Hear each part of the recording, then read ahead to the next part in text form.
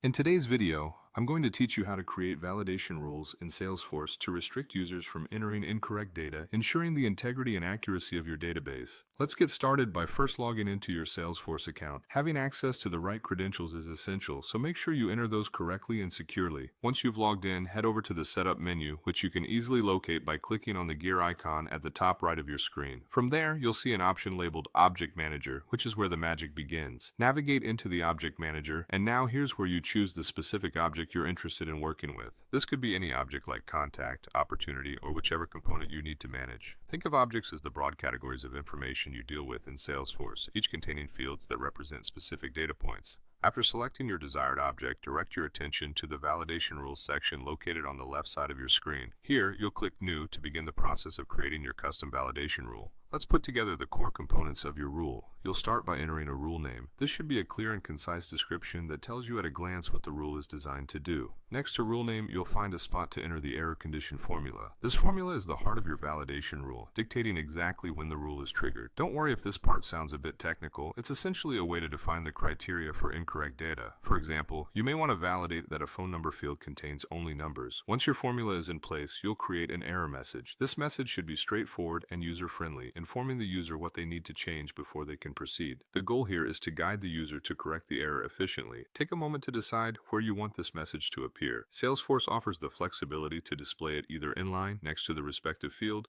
or at the top of the page. This setting allows you to tailor the user experience based on what you think will be most obvious and helpful for your users. With your rules, criteria, and messaging set, it's time to click Save. This crucial step stores all of your hard work and makes the validation rule active.